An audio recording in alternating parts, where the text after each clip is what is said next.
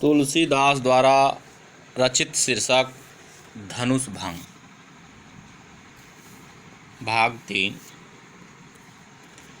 राम ही प्रेम समेत लखी सखिन समीप बुलाई। सीता मातु स्नेह वश वचन कहई विलखाई। सखी सब कौतुक देखन हारे जेऊ कहावत हितु हमारे। को न बुझाई कहई गुरु पाई ये बालक असि हट भल नाही। रावण बाण छुआ नहीं चापा हारे सकल भूप करिदापा। सो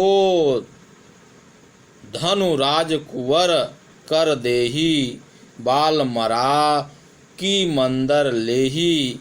भूप सयानप सकल सिरानी सखी विधि गति कछु जात न जानी। बोली चतुर सखी मृदुबानी तेजवंत लघु गणीय न रानी। कह कुंभज कह सिंधु अपारा सोसेउ सुजसु सकल संसारा। रवि मंडल देखत लघु लागा उदय तासु त्रिभुवन तम भागा। जेऊ का अर्थ जो, हित का अर्थ हितकारी, बाण का अर्थ बाणासुर, चापा का अर्थ धनुष, दापा का अर्थ घमंड, मंदर का अर्थ मंदरांचल, सयानप का अर्थ सयानापन, सिरानी का अर्थ समाप्त हो गया है। सोसेव का अर्थ सोख लिया, सुजसु का अर्थ सुयस। प्रसंग: सीता जी की माता द्वारा श्री राम की शक्ति के प्रति शंका प्रकट करने पर उनकी सखी उनकी शंका दूर करती हैं। आगे: राम ही प्रेम समेत लखी सखिन समीप बुलाई। श्री राम को प्रेम पूर्वक देखकर सखियों को निकट बुलाकर सीता मातु स्नेहवश वचन कहई बिलखाई। सीता जी की माता बिलख कर ये वचन बोली। सखी सब कौतुक देखन हारे। हे सखी, जो हमारे कहावत हितु हमारे, जो हमारे हितकारी कहलाते हैं, वे सभी तमाशा देखने वाले हैं।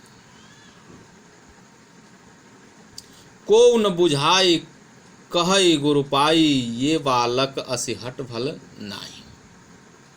कोई भी इनके गुरु विश्वामित्र को समझाकर नहीं कहता है कि ये बालक हैं, इनके लिए ऐसा हट अच्छा नहीं है।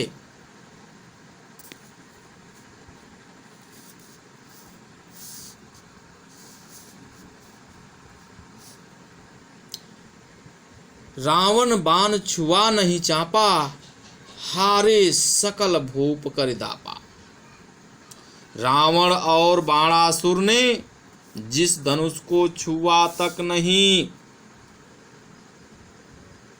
हारे सकल भूप करिदापा। समस्त राजा घमंड करके हार गए। सो धनु राजकुंवर कर देही। वही धनुष इस राजकुमार के हाथ में दे रहे हैं। बाल मराल की मंदर लेही। हंस के बच्चे भी कहीं मंदरांचल पर्वत उठा सकते हैं। भूप सयानप सकल सिरानी। राजा जनक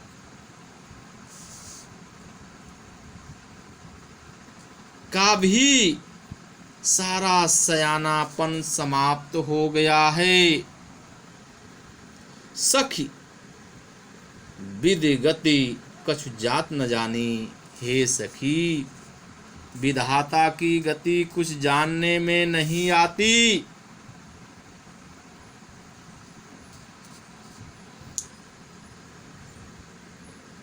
यह कहकर रानी चुप हो गई। तब बोली चतुर सखी मृदुबानी, तेजवंत लघु गणीय नरानी। तब एक चतुर सखी कोमल वाणी से बोली, हे रानी, तेजवान को छोटा नहीं गिनना चाहिए।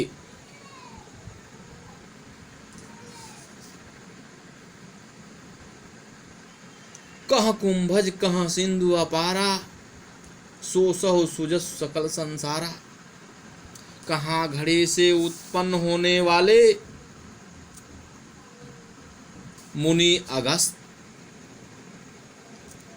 कहाँ अपार समुद्र, किंतु सोसहु सुजस सकल संसारा।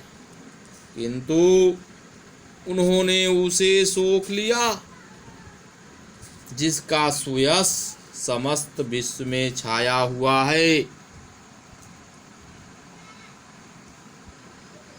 रवि मंडल देखत लघु लागा, उदय तास त्रिभुवन तम भागा। सूर्यमंडल देखने में छोटा लगता है, पर उसके उदय होते ही तीनों लोकों का अंधकार भाग जाता है। काव्यगत सौंदर्य।